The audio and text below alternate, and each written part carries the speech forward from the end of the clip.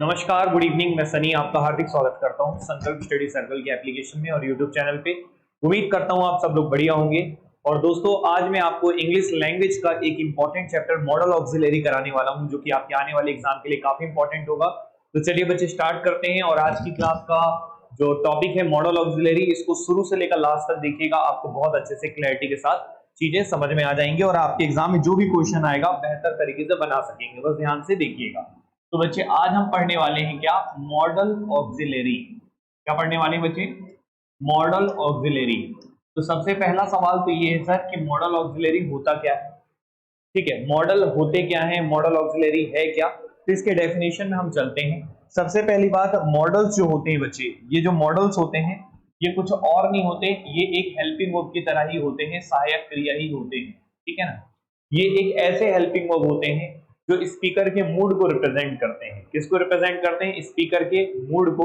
तो models are nothing but an helping verb, मतलब helping verb होते हैं ये, जो रिप्रेजेंट करते हैं, represents represents the mood of speaker, represents the mood of speaker। Clear है? तो मॉडल्स क्या होते हैं बच्चे? एक हेल्पिंग वर्ब की तरह होते हैं जो किसको रिप्रेजेंट करते हैं? स्पीकर के मूड को रिप्रेजेंट करते हैं। अब मूड की बात करते हैं तो मूड का मतलब क्या होता है? सबसे पहला बात तो ये, मूड का मतलब होता है बच्चे कि यहाँ पे स्पीकर का एटीट्यूड क्या है। एटीट्यूड क्या है? एटीट्यूड क्या है उसका? एटीट्यूड को बताने का काम करता है कौन? मूड करता है। और एटीट्यूड का मतलब क्या है? Point of view at a point of time. Point of view, point of view at a point of time, at a point of time. ठीक है?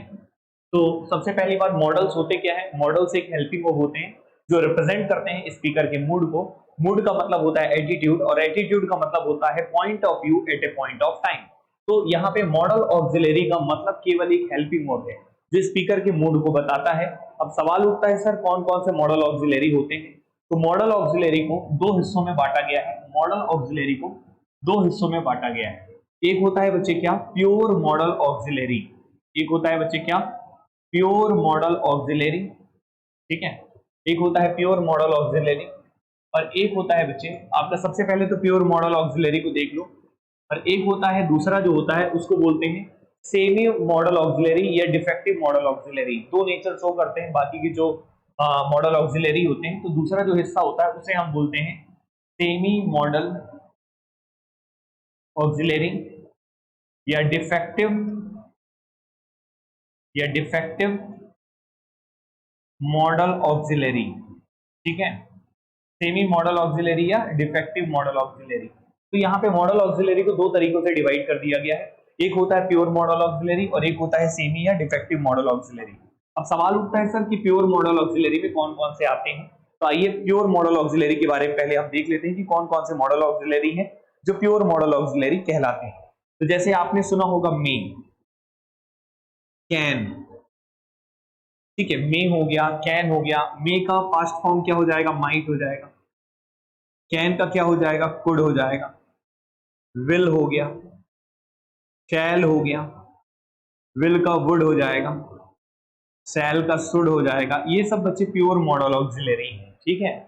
तो मे हो गया, कैन हो गया, विल हो गया, सैल हो गया, मस्ट हो गया, मस्ट हो गया, हैव टू हो गया।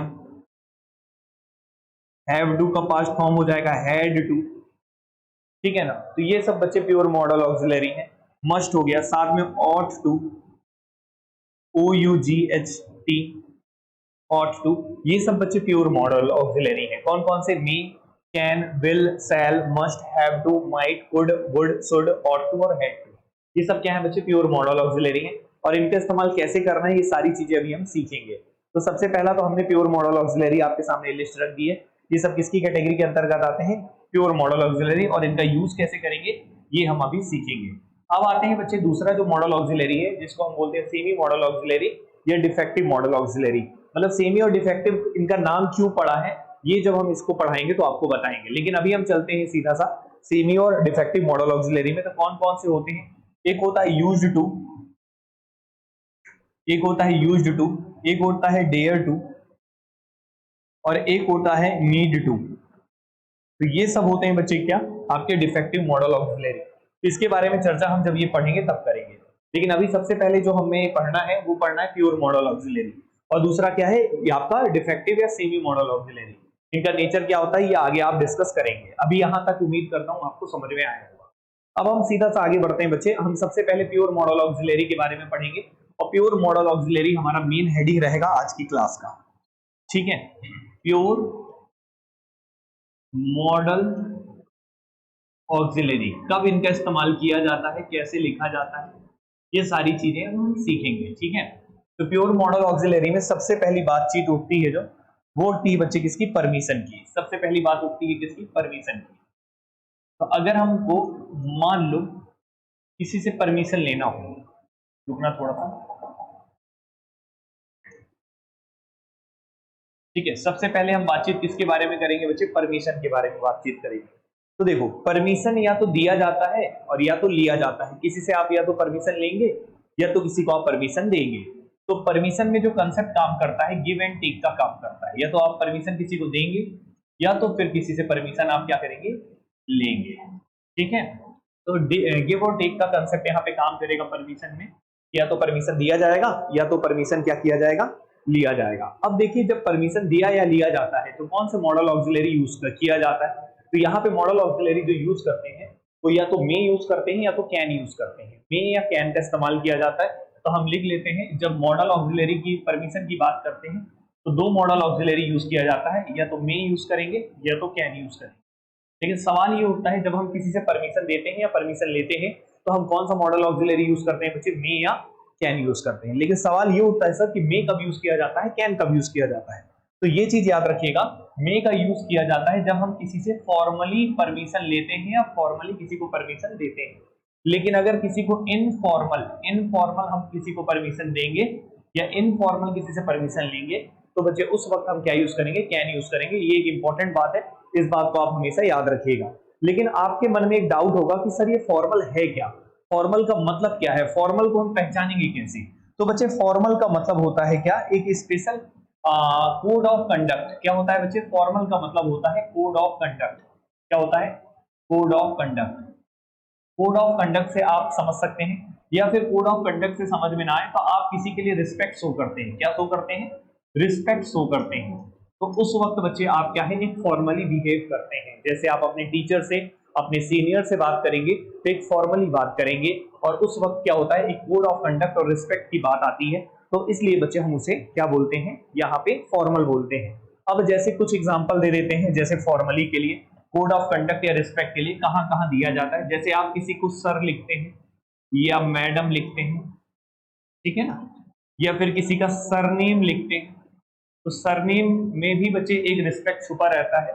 सर होगा या मैडम होगा या सरनेम होगा, या किसी का मिस्टर हो या मिसेज हो, ठीक है। किसी के नाम के आगे मिस्टर लगाया है आपने, या मिसेज लगाया है, या फिर मिस लगाया है, या फिर मास्टर लिखा है आपने, तब बच्चे आप एक फॉर्मल बिहेवियर को शो करते हैं। मिस्टर राकेश, ठीक है, तो राकेश के लिए आप एक फॉर्मल बिहेवियर शो कर रहे हैं। तो कभी भी फॉर्मल बिहेवियर हो जो कोड ऑफ कंडक्ट को रिप्रेजेंट करता है, रिस्पेक्ट को शो करता है, तो उस वक्त हम लोग कौन सा मॉडल ऑक्सिलरी यूज करते हैं, मे का इस्तेमाल करते हैं। मे का इस्तेमाल करेंगे और यूज करेंगे, ठीक है। या फिर विद रिगार्ड्स करके लिखा हो, विद रिगार्ड्स, ठीक है। ये सब आपका एक फॉर्मल बिहेवियर को शो करता है। अब दूसरा बच्चे सवाल उठता है, ये तो फॉर्मल में हमने बता दिया कि क्या यूज करना है, आपको मे यूज करना है। अब दूसरी बातचीत है बच्चे क्या, इनफॉर्मल। क्या है बच्चे, इनफॉर्मल। इनफॉर्मल की बात करते हैं जब आप फ्रेंडली बात करते हैं किसी से। फ्रेंडली मतलब यहाँ पे ऐसा नहीं कि डिसरिस्पेक्टफुल आप बात कर रहे हैं, रिस्पेक्ट तब भी है, बट एक दोस्त यार से जब हम बात करते हैं तो इनफॉर्मल हम बिहेवियर रहता है हमारा, ठीक है ना। फ्रेंड से कभी भी फॉर्मली आप बिहेव नहीं करते हैं, घर में भी बात करते हैं तो इनफॉर्मल बात करते हैं। तो फ्रेंडली बिहेवियर होता है कैजुअल बिहेवियर जिसको हम बोलते हैं। तो कैजुअल बिहेवियर होगा तो उस वक्त आप कौन सा मॉडल ऑक्सिलरी यूज करेंगे बच्चे, कैन यूज करेंगे। तो मे और कैन का इस्तेमाल कैसे करना है ये मैंने आपको बता दिया। अब इससे कुछ एग्जांपल्स रख लेते हैं, तब आपको बेहतर वे में समझ में आएगा। तो एक स्टोरी के फॉर्म में हम लोग लिखते हैं और उसके साथ हम लोग सीखेंगे कि कब किसका इस्तेमाल होगा, ठीक है। देखो यहां तक आई थिंक क्लियर हो गया होगा। तो आइए एक सेंटेंस में आपके सामने लिख रहा हूं, उसको मेरे साथ नोट कर लीजिएगा। तो सबसे पहले एक फिल इन द ब्लैंक्स बनाइए यहाँ पे। जैसे मैंने बोला आई कम इन सर, तो यहां पे बताना है मे होगा कि कैन होगा, ठीक है ना? ठीक है, यहां तक क्लियर है? और ये क्वेश्चन मार्क है, may I come in sir होगा कि कैन आई कम इन होगा, ये आपको बताना है, ठीक है? अब जैसे आपके पास जवाब मिला यस यू, तो fill in the blanks again है, ये पहला सेंटेंस है। दूसरा सेंटेंस और लिख रहे हैं, जैसे राहुल, फिर उसके बाद है बच्चे fill in the blanks, I see your book, Rahul fill in the blanks, I see your book. फिर यहां पे उसने जवाब दिया no you fill in the blanks not. फिर उसके बाद अगला है mister Rahul fill in the blanks, you fill in the blanks, take the receipt, take the receipt।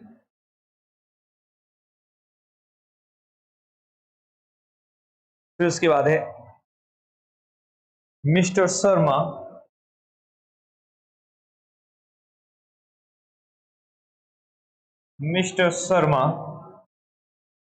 fill in the blanks, we verify your passport।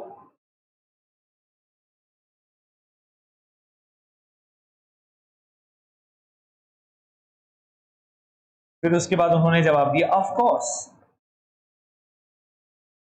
Course you fill in the blanks, ठीक है? एक और लिख देते हैं, I have your attention, I have your attention question mark. Clear है बच्चों? तो ये आपके सामने है, ठीक है? तो अब मैंने आपके सामने जो लिखा है इसमें आपको फिलर्स के फॉर्म में है, फिल इन द ब्लैंक से यहाँ पे मे या कैन का इस्तेमाल करना है। तो आप एक चीज याद रखिएगा, अगर आप किसी को परमिशन देते हैं, ठीक है, कोई आपसे परमिशन लेता है फॉर्मली, तो आप हमेशा बच्चे उसका जो जवाब देंगे वो भी आप फॉर्मली ही देंगे। अगर कोई इनफॉर्मली आपसे बात करता है तो आप भी उसका जवाब इनफॉर्मल देंगे, मतलब जैसे को तैसा। अगर कोई आपसे फॉर्मली बिहेव करेगा तो आपका भी उद्देश्य, आपको भी हमेशा उससे कैसा बिहेव करना चाहिए, फॉर्मली करना चाहिए। जैसे यहाँ पे ये इंग्लिश ग्रामर बात करता है हमेशा, ठीक है? जैसे fill in the blanks I come in sir, जैसे आप क्लास में आते हैं तो आप मे आई कम इन बोलते हैं कि कैन आई कम इन। तो हमेशा टीचर स्कूल में पढ़ाता था कि कैन बच्चे कभी मत बोलना, हमेशा क्या बोलना, मे। तो यहाँ पे क्या आ जाएगा बच्चे, मे। तो मे आई कम इन सर, यहाँ पे सर लगा है इसलिए आपने क्या यूज किया बच्चे, मे यूज किया। क्लियर है कि नहीं? अब देखिए, अब इसका आपको उसने परमिशन लिया, तो अब आप उसको जो परमिशन देंगे आने के लिए तो वो भी कैसे देंगे, फॉर्मली। हमेशा याद रखना, अगर कोई आपसे परमिशन लेता है फॉर्मली तो आप उसको परमिशन भी जब देंगे तो भी कैसे देंगे, फॉर्मली देंगे। तो आप क्या बोलेंगे, यस यू मे। क्लियर है कि नहीं? कैन नहीं बोलेंगे, यस यू मे। तो अगर कोई आपसे परमिशन ले रहा है फॉर्मली तो हमेशा याद रखिएगा आप भी उसे कैसे बिहेव करेंगे, फॉर्मली ही करेंगे।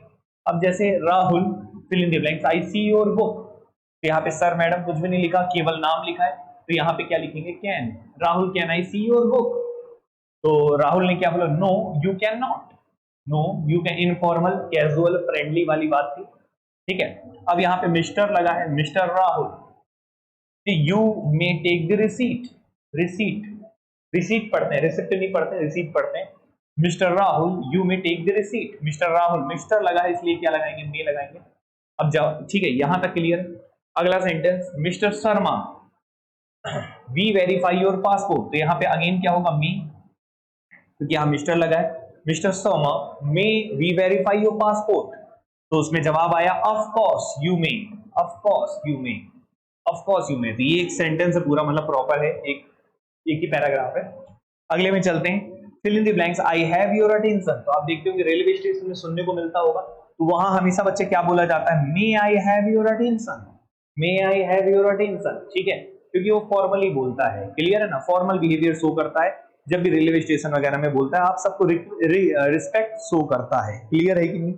ठीक है, तो यहाँ पे आपने समझा कि ये आपने मे और कैन का परमिशन लेना और देने में आपने समझ लिया कि कब परमिशन लिया जाएगा फॉर्मली और कब परमिशन लिया जाएगा इनफॉर्मली, उस वक्त आप मे और कैन का इस्तेमाल कैसे करेंगे। तो यहां तक उम्मीद करता हूं आपको समझ में आया होगा। अब हम आगे बढ़ते हैं। 2 मिनट रुकना बच्चों, 2 मिनट रुकना, ठीक है। अभी एक काम है बस, उसको देख के मैं आ रहा हूँ। 2 मिनट।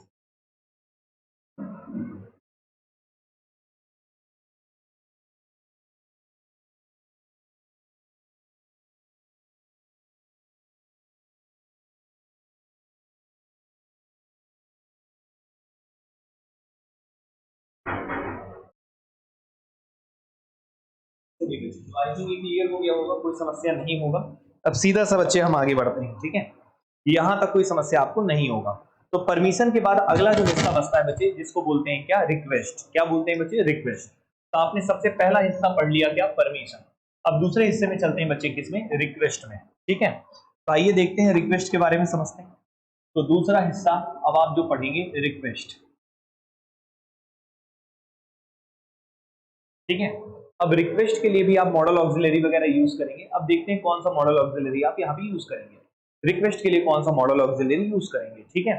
तो रिक्वेस्ट अगर आप किसी से करते हैं तो बच्चे हमेशा याद रखना, कभी भी किसी को आप रिक्वेस्ट करोगे तो रिक्वेस्ट हमेशा हम्बल या पोलाइट होके किया जाता है। मतलब स्पीकर जो रहता है, अगर मान लो मैं आपसे रिक्वेस्ट कर रहा हूँ किसी चीज के लिए, तो मैं आप पे हमेशा हम्बली बात करूंगा, हम्बली बात करूंगा आपसे, हम्बल होके बात करूंगा या पोलाइट होके बात करूंगा, क्योंकि स्पीकर का कंसर्न है, मेरा कंसर्न है, मुझे जरूरत है, इसलिए मैं आपसे रिक्वेस्ट कर रहा हूँ।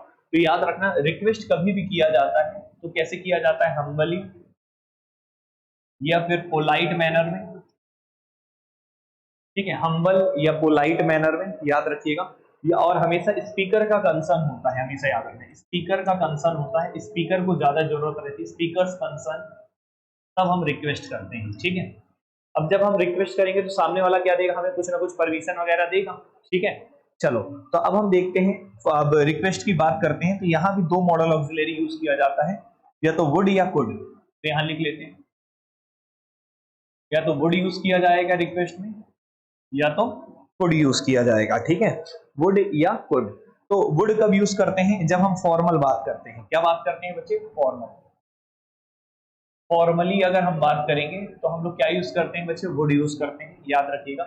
फॉर्मली अगर हम किसी से रिक्वेस्ट करते हैं तो हमेशा वुड यूज करते हैं, लेकिन इनफॉर्मल अगर हम बात करते हैं, इनफॉर्मल बात करते हैं, तो याद रखना हम लोग क्या यूज करते हैं, कुड यूज करते हैं। तो वुड का इस्तेमाल होता है फॉर्मल, अगर आप फॉर्मली किसी से रिक्वेस्ट करते हैं। अगर आप इनफॉर्मली या फ्रेंडली या कैजुअली किसी से रिक्वेस्ट करते हैं तो उस वक्त आप क्या यूज करते हैं, कुड यूज करते हैं। लेकिन याद रखिएगा, जब आप किसी को रिक्वेस्ट करते हैं तो सामने वाला क्या देगा, आपको परमिशन देगा। जब आप किसी से रिक्वेस्ट करेंगे तो सामने वाला क्या देगा बच्चे, परमिशन देगा, हाँ या ना। तो ये बताइए, अगर आपने उससे रिक्वेस्ट किया है, अगर आपने किसी को रिक्वेस्ट किया है फॉर्मली, तो सामने वाला जो परमिशन देगा वो भी कैसे देगा बच्चे, फॉर्मली देगा। परमिशन भी कैसे देगा बच्चे, फॉर्मली देगा। फॉर्मली, तो फॉर्मली परमिशन कैसे दिया जाता है, हमेशा क्या यूज करते हैं, मे। अभी अभी पढ़ाए थे कि अगर फॉर्मली किसी को परमिशन देना होगा तो हम क्या यूज करते हैं, मे यूज करते हैं।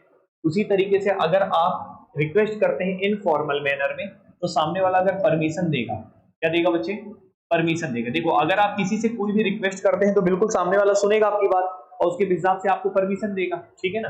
तो परमिशन जो देगा बच्चे, यहाँ पे इनफॉर्मल में हम लोग क्या यूज करेंगे, कैन। क्या यूज करेंगे, कैन। अभी अभी हमने सिखाया था, फॉर्मल के लिए मे यूज करते हैं और इनफॉर्मल के लिए क्या यूज करते हैं, कैन यूज करते हैं। ये एक क्राइटेरिया यहाँ पे काम करता है, इसको याद रखिएगा। अब कुछ क्वेश्चंस करा देता हूं तो आपको थोड़ा सा एक आइडिया मिल जाएगा। तो आइए देखते हैं, कुछ सवाल लिख लेते हैं। जैसे सवाल मैं आपके सामने लिख रहा हूँ, नोट करके लिखिएगा। जैसे पहला लिखा, a lady said to the officer. एक क्वेश्चन लिख रहा हूं मैं, उसके साथ फिर आपको क्लियर हो जाएगा ये, ठीक है ना। तो लिखिएगा, a lady said to the officer, a lady said to the officer, comma, fill in the blanks, you lodge a complaint please, you lodge a complaint please, you lodge a complaint please, ठीक है। तो वहां पे जवाब देता है, of course, of course, I, fill in the blanks. ठीक है, ये हो गया पहला। दूसरा इधर लिख ले रहे, दूसरा इधर लिख ले रहे। She said to her mother, she said to her mother, she said to her mother, comma, double quotation, fill in the blanks, you cook something for me, you cook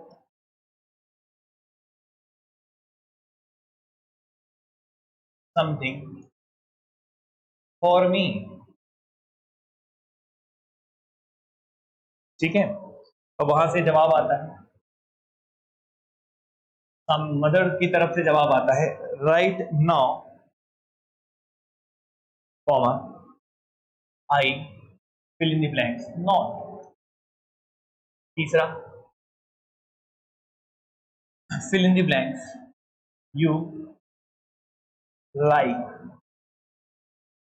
to have coffee और T. ठीक है, यहां तक clear है बच्चों? ठीक है, तो ये आपके सामने मैंने fill in the blanks रखा है, ध्यान से देखिएगा। अब इनका जवाब हमें देना है, एक बार ध्यान से देखिए, पहले उन क्वेश्चंस पे चलते हैं फिर आगे देखते हैं। तो यहाँ पे देखिए, सबसे पहले क्या लिखा है यहाँ पे, अगर आप रिक्वेस्ट कर रहे हैं, lady said to the officer, अगर कोई लेडी किसी ऑफिसर के पास जाती है पुलिस कंप्लेन लिखाने, FIR लिखवाने, ठीक है, तो उस वक्त वो क्या करेगी, लेडी रिक्वेस्ट करेगी, एक ऑफिसर से रिक्वेस्ट करेगी, और सामने वाला जो ऑफिसर रहेगा उसकी बात को सुनेगा, तो वो भी उसको परमिशन देगा, बोलेगा कि हाँ, और वो अगर फॉर्मली रिक्वेस्ट कर रही है तो ऑब्वियस सी बात है कि वो भी उसका जवाब कैसे देगा, फॉर्मली देगा। तो a lady said to the officer, तो यहाँ पे क्या होगा, फॉर्मली अगर आप बोल रहे हैं ऑफिसर से बात करेंगे किसी अधिकारी से, तो हमेशा फॉर्मल बिहेवियर में आप बात करें, रिक्वेस्ट करेंगे, रिक्वेस्ट हमेशा फॉर्मली करेंगे। तो would you lodge a complaint please, तो वहां से ऑफिसर बोलेंगे ऑफ कोर्स आई मे, वो भी जवाब आपको क्या देंगे, फॉर्मली देंगे। क्लियर है? इस तरीके से इसका इस्तेमाल करना है। अब आगे देखते हैं, she said to her mother, अगर आप अपने घर में बात करते हैं तो कभी भी फॉर्मली बात नहीं करते, हमेशा कैजुअली बात करते हैं। तो she said to her mother, अपनी माँ को क्या कहते हो, रिक्वेस्ट करते हो अपनी माँ से, क्या बोलते हैं, कुड यू। माँ से बोलना, देखो माता और पिता से कभी भी बात करता है इंसान तो जनरली हमेशा इनफॉर्मल कैजुअल बिहेवियर शो करता है हमेशा, या फ्रेंड से बात करता है तो कैजुअली बात करता है। तो यहाँ पे क्या होगा बच्चे, कुड होगा, could you cook something for me, तो उसकी माँ उस वक्त बिजी थी तो बोलती है right now I can not, right now I can not, ये भी इनफॉर्मल आपका कैजुअल ही जवाब देंगी, परमिशन देंगी आपको। ठीक है ना? तो अब देखिए अगला, fill in the blanks, you like to have coffee or tea, अगर आप किसी से पूछते हैं कि आपको चाय चाहिए कॉफी, तो हमेशा फॉर्मली पूछा जाता है, तो यहाँ पे आप क्या लिखेंगे, would you like to have coffee or tea. Clear है कि नहीं? तो यहाँ पे वुड और कुड बच्चे जो यूज होता है वो हमेशा बच्चे किसके लिए होता है, आपका रिक्वेस्ट के लिए, और मे और कैन किसके लिए होता है बच्चे, परमिशन के लिए। तो ये आपने पढ़ लिया, दो चीजें पढ़ ली हैं, दो आपने यहाँ पे कंप्लीट किया, क्या, मॉडल ऑक्सिलरी के दो हिस्से। अब हम सीधा सा चलते हैं नेक्स्ट पार्ट पे और अगली कहानी को समझते हैं। तो हमने यहाँ पे रिक्वेस्ट और परमिशन दोनों पढ़ लिया, अब हम पढ़ेंगे बच्चे पॉसिबिलिटी। क्या पढ़ेंगे, पॉसिबिलिटी। तो तीसरा हिस्सा अब हमारा जो हेडिंग होगा वो क्या होगा बच्चे, पॉसिबिलिटी। ठीक है, तीसरा हिस्सा जो होगा, तीसरा हिस्सा होगा बच्चे, उसे हम बोलते हैं क्या, पॉसिबिलिटी। ठीक है, पॉसिबिलिटी। अब पॉसिबिलिटी की बात करें तो पॉसिबिलिटी का मतलब क्या होता है, तो पॉसिबिलिटी के मतलब में चलें तो इसका मतलब होता है प्रोबेबिलिटी, प्रायिकता, प्रोबेबिलिटी, किसी चीज के होने की संभावना, जिसे हम संभावना भी बोलते हैं, प्रोबेबिलिटी बोलते हैं, और प्रायिकता भी बोलते हैं, पॉसिबिलिटी। ठीक है ना? तो जब पॉसिबिलिटी होता है तो जनरली पॉसिबिलिटी दो प्रकार का होता है, एक तो स्ट्रॉन्ग पॉसिबिलिटी होती है किसी चीज के होने की, और एक तो वीक पॉसिबिलिटी होती है किसी चीज के होने की। इस कारण से यहाँ पे दो मॉडल ऑक्सिलरी तो सबसे इंपॉर्टेंट है जो आपके यूज होते हैं, उनको पहले हम लिख लेते हैं और उसके बाद फिर हम आगे बढ़ेंगे। तो सबसे पहले तो यहाँ लिखिएगा मे, और क्या लिखिएगा, माइट। क्या लिखिएगा, मे और माइट। ठीक है, मे और माइट। एक और होता है बच्चे कैन, क्या होता है, कैन, ये भी पॉसिबिलिटी के लिए यूज किया जाता है, मे, माइट और कैन। ठीक है ना? अब देखते हैं कौन से किसको कब यूज करना है, इस बात पे अब हम चलते हैं। तो सबसे पहले लिखिएगा मे, तो मे यूज करते हैं बच्चे जब हम स्ट्रॉन्ग पॉसिबिलिटी की बात करते हैं। कैसी बात करते हैं? किसी चीज के होने की एकदम स्ट्रॉन्ग पॉसिबिलिटी हो, मतलब वो होना ही होना है, ठीक है, स्ट्रॉन्ग पॉसिबिलिटी हो, होने की संभावना ज्यादा हो, तो आप क्या यूज करते हैं? मे यूज करते हैं, याद रखिएगा। स्ट्रॉन्ग पॉसिबिलिटी का मतलब होता है reason to be sure, reason to be sure, मतलब किसी चीज के होने की संभावना हो, उसका कुछ ना कुछ रीजन दिया हो, कि कोई ना कोई कारण अगर दिया हो तो उसकी स्ट्रॉन्ग पॉसिबिलिटी होती है। जैसे किसी ना किसी कारण के कारण कोई बात बोली जा रही, कारण के कारण कोई बात बोली जा रही है, तो मतलब वो होने की संभावना स्ट्रॉन्ग हो जाती है। और स्ट्रॉन्ग पॉसिबिलिटी में आप क्या यूज करते हैं बच्चे? मे यूज करते हैं। माइट का यूज करते हैं जब आपका वीक पॉसिबिलिटी होता है। क्या होता है? वीक पॉसिबिलिटी, वीक पॉसिबिलिटी होता है तो आप माइट यूज करते हैं। वहां पे रीजन नहीं होता, रीजन एब्सेंट होता है, रीजन नहीं होता इसीलिए वो वीक हो जाता है। रीजन यहाँ पे एब्सेंट रहता है। अगर किसी चीज के होने का रीजन आपको नहीं पता, आप तुक्का मार रहे हैं, तो वो बच्चे वीक पॉसिबिलिटी है। लेकिन किसी चीज के होने का आप बकायदा कारण दे रहे हैं, तो याद रखिएगा बच्चे, यहाँ पे क्या होता है आपका? मे होता है, मे यूज करते हैं स्ट्रॉन्ग पॉसिबिलिटी के लिए, और माइट यूज करते हैं वीक पॉसिबिलिटी के लिए, ठीक है। एब्सेंस ऑफ रीजन जिसे हम बोलते हैं। और कैन यूज करते हैं universally applicable, universally applicable, universally applicable मतलब ये हमेशा यूज होता है, मतलब एक ऐसी बातें जो हमेशा होती ही होती हैं, उसमें किसी कारण की जरूरत नहीं है, वो होना ही होना है। तो यूनिवर्सल एप्लीकेबल वाली चीजों के लिए हम लोग क्या यूज करते हैं? कैन यूज करते हैं, जो सभी में हमेशा कैन फिट हो जाता है, ठीक है। तो अब देखते हैं, कुछ एग्जाम्पल देते हैं तो ज्यादा आपको समझ में आएगा। तो आइए कुछ क्वेश्चन से मैं आपको कराता हूं, तब आपको ज्यादा बेहतर वे में क्लियर होगा। तो आइए कुछ क्वेश्चंस लिखते हैं। सबसे पहले कुछ सवाल के साथ ध्यान से देखिएगा, ठीक है ना। तो सबसे पहला लिखिएगा, सी हैज प्रिपेयर्ड, लिखिएगा सी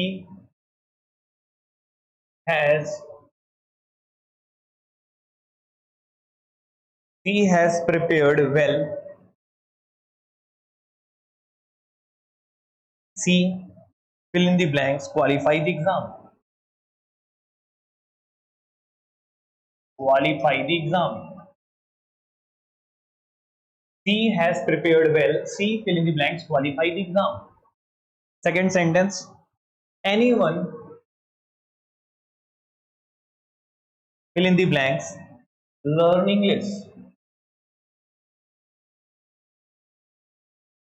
Third sentence, I forget to invite her, I forgot to invite her, I forgot to invite her, C fill in the blanks, C fill in the blanks, attend the party.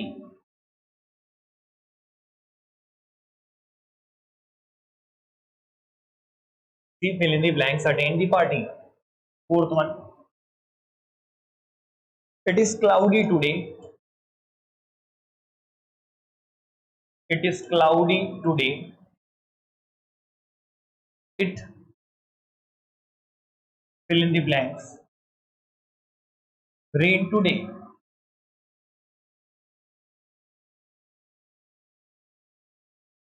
Fifth one, Rohan fill in the blanks, help you because he is benevolent.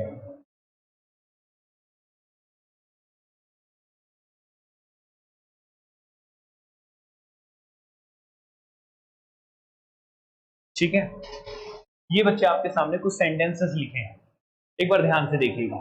ये जो sentences लिखे हैं, अब इसमें fillers आपको fill करना है, fill in the blanks आपको देखना है, ठीक है। तो ये आपके सामने मैंने कुछ सेंटेंसेस रखे, इनके हिसाब से अब हम चलेंगे। सबसे पहले कुछ सेंटेंसेस, इनको पढ़ लीजिए एक बार, तब आपको क्लियर होगा। सबसे पहले लिखा है, she has prepared well, she fill in the blanks, qualify the exam. तो देखो, उसने अच्छी खासी तैयारी की है, उसने तैयारी की है, इसलिए वो एग्जाम को क्वालिफाई करेगी। तो अगर आप एग्जाम को क्वालिफाई करते हैं तो उसके लिए आप तैयारी करते हैं। तो क्वालिफाई करने का कारण कौन है? रीजन क्या है? कि आपने अच्छी तैयारी की है। तो आपने अच्छी तैयारी की है, तो यहाँ पे क्या है बच्चे? रीजन है। तो रीजन है तो स्ट्रॉन्ग पॉसिबिलिटी होता है, तो इस कारण से यहाँ पे क्या लगेगा? मे लगेगा। क्या लगेगा? मे। सी में क्वालिफाई द एग्जाम, उसने अच्छी खासी तैयारी की है, इसलिए वो एग्जाम को क्वालिफाई करेगी। क्लियर है? अगले वही क्या है? Anyone fill in the blanks learn English. तो इंग्लिश एक लैंग्वेज है, और लैंग्वेज तो दुनिया का कोई भी इंसान सीख सकता है, उसमें कोई दिक्कत नहीं है, भले वो अनपढ़ हो, लेकिन लैंग्वेज है, लैंग्वेज को कोई भी इंसान सीख सकता है। जैसे हिंदी एक भाषा है, तो देख सकते हो जो अनपढ़ आदमी है, जो आज तक स्कूल भी नहीं गया, वो भी हिंदी बोलता है। वैसे इंग्लिश भी सीखा जा सकता है कि आपको स्कूल जाने की जरूरत नहीं है। तो यहाँ पे बच्चे, ये एक भाषा होती है, भाषा को कोई भी सीख सकता है, तो यूनिवर्सली एप्लीकेबल होता है, दुनिया का कोई भी इंसान सीख सकता है, तो एनीवन कैन लर्न इंग्लिश, ठीक है ना। अब देखते हैं आगे कि I forget to invite her, she fill in the blanks attend the party. मतलब क्या है कि आप उसको इनवाइट करना भूल गए हैं, फॉरगॉट मतलब भूल गए हैं आप इनवाइट करना, तो वो शायद ही पार्टी को अटेंड करेगी, तो शायद ही पार्टी को अटेंड करेगी। पार्टी अटेंड करने का चांस ही नहीं है ना, आपने उसको इनवाइट करना भूल गए हो, तो वो कैसे आएगी, नहीं आएगी। मतलब उसके आने के चांसेस एकदम ना के बराबर हैं, मतलब वीक पॉसिबिलिटी है, वीक पॉसिबिलिटी मतलब नहीं आएगी। तो I forget to invite her, आप भूल गए हैं उसे इनवाइट करना, इसलिए उसकी वीक पॉसिबिलिटी है आने की। She might attend the party, she might attend the party होगा, क्योंकि उसकी वीक पॉसिबिलिटी है पार्टी को अटेंड करने की, ठीक है।